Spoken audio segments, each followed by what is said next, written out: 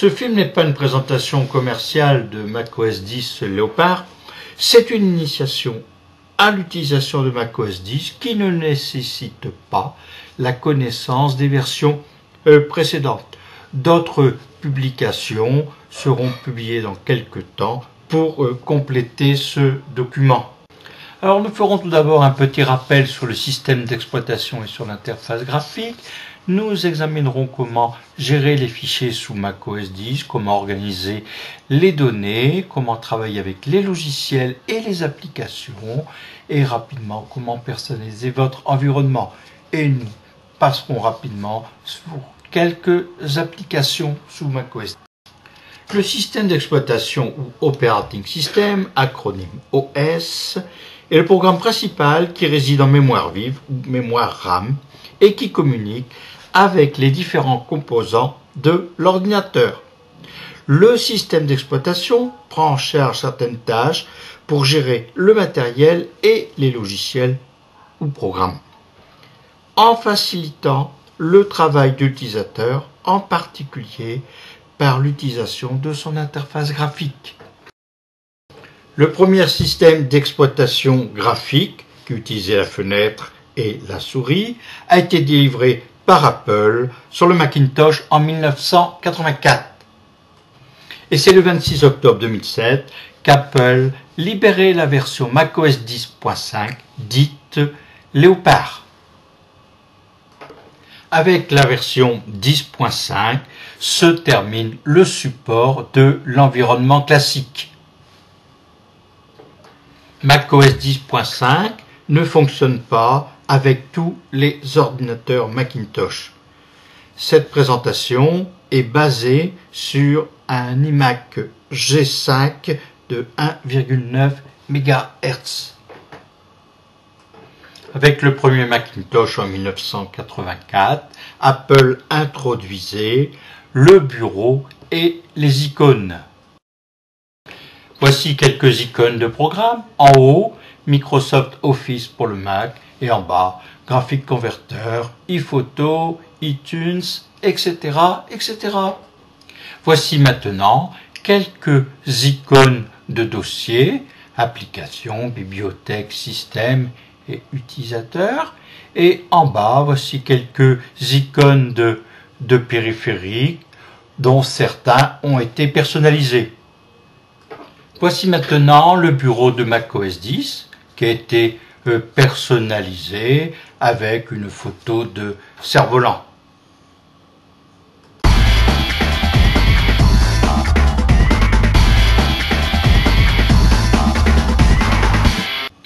Le Finder est l'interface entre l'utilisateur et le Macintosh. C'est le Finder qui assure la gestion des fenêtres, des dossiers, etc. Examinons quelques éléments mis en œuvre par le Finder.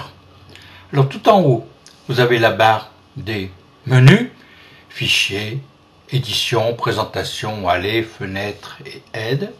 Ensuite, dessous, vous avez la barre d'outils qui est personnalisable, dans laquelle vous trouverez le choix de l'affichage, icône ou autre.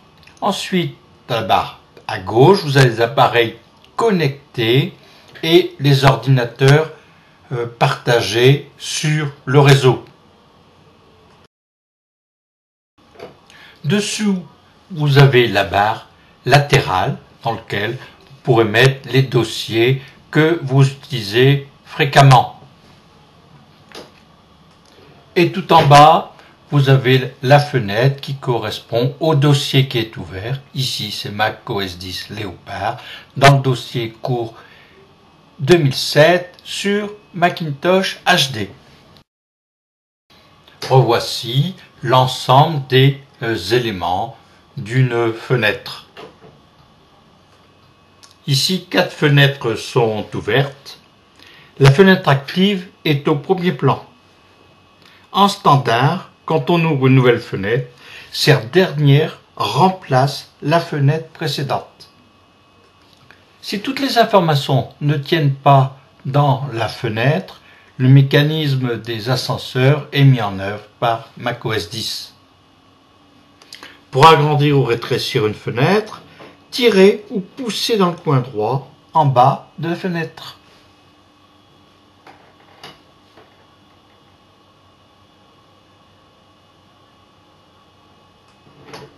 La totalité de la fenêtre n'est pas affichée. Je peux me déplacer dans la fenêtre avec l'ascenseur. À droite, ici, à gauche. Pour agrandir la fenêtre, je tire vers le bas. Et si je veux la rétrécir, je la pousse vers le haut. Là, pour ouvrir un dossier, je fais un clic. Alors, si vous voulez que la fenêtre ouverte ne remplace pas la précédente, quand vous faites le double clic, appuyez en même temps sur la touche commande de votre clavier.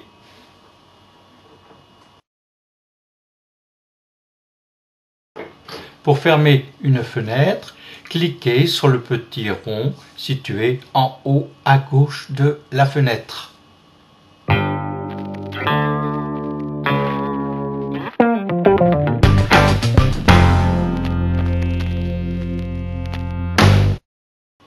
Sur la partie gauche du dock, vous avez le Finder et les programmes.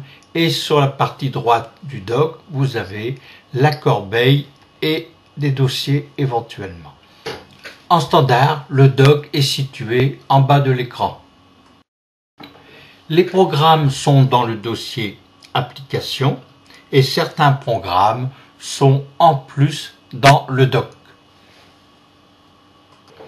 Pour lancer un programme depuis le dock, cliquez tout simplement sur son icône. La réduction d'une fenêtre consiste à mettre cette fenêtre en attente dans le dock pour la reprendre quand on en a besoin.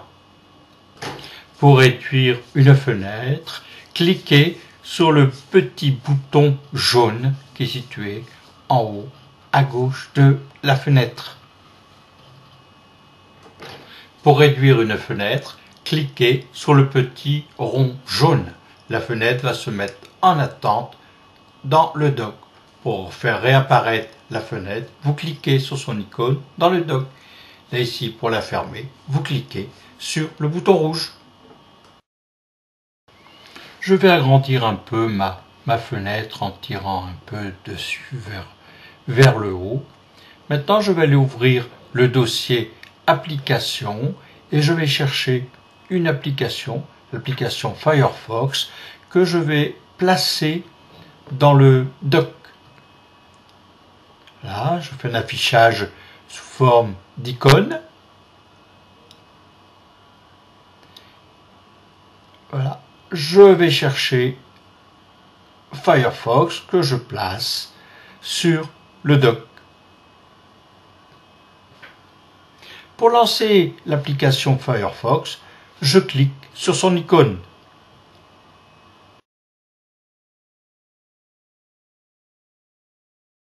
Je ferme maintenant Firefox en fermant les onglets. Et maintenant, je vais supprimer l'application Firefox du dock.